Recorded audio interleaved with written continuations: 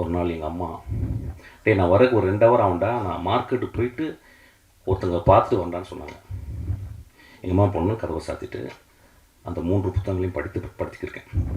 Sex book படிக்கேன். 17 வயசு பையனுடைய கேள்வி, 17 வயசு பையனுடைய காமம், 17 வயசு பையனுடைய வாழ்க்கையை புரிந்து கொள்ள வேண்டும் என்று உள்ளது. 17 வயசு பையனுடைய கீழ்மையும் சொல்லலாம். அப்போ படிச்சுக்கிட்டே இருக்கும்போது யாரோ கதவை தட்டிட்டாங்க. நான் யாருன்னு கேட்டேன். எங்கள் அம்மா. என்னென்னா, பர்ஸில் இருந்து காசு எடுத்து போக மறந்துட்டேன். நான் உடனே அந்த புத்தகம் என்ன பண்ணுன்னு தெரில. எங்கள் வீடு பெரிய வீடு, ரொம்ப வறுமையான வீடு, சின்ன வீடு, ஒரு ரூம் தான். அப்போ ஒரு டேபிள் இருந்துச்சு. டேபிள் மேலே ஒரு டைனோரா டிவி இருந்துச்சு. அந்த டேபிளுக்கு அந்த பக்கம் கேப்பில் அந்த 3 புத்தகங்களை போட்டு விட்டேன். உடம்பெல்லாம் வேர்த்துருச்சு. எங்கள் அம்மா திறந்து பார்த்து, என்னடாச்சு? இல்லைம்மா எனக்கு ஒரு மாதிரி ஜுரம் அடிக்கிற மாதிரி வெளியே ஓடிட்டேன்.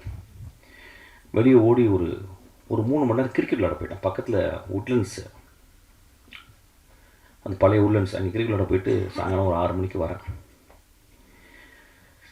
வந்தால் எங்கள் அம்மா வெளியே ஏதோ கூட்டிக்கிட்டு இருக்காங்க. நான் உள்ளே போகிறேன்.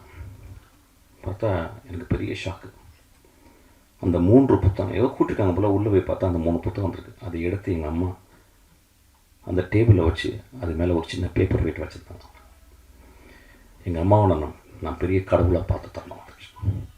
நண்பர்களே, இப்போ நான் ஒரு சின்ன சுச்சுவேஷனை மாற்றுறேன்.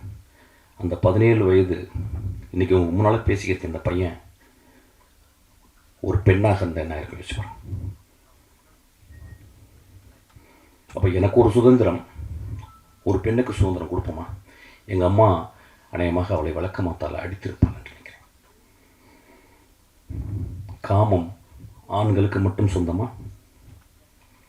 ஏன் கடவுள் ஆண்களுக்கு குழந்தை பிறக்கக்கூடிய தகுதியை கொடுக்காமல் 10 மாதம் சுமக்கும் கற்பையை பெண்களுக்கு கொடுத்திருக்கான்?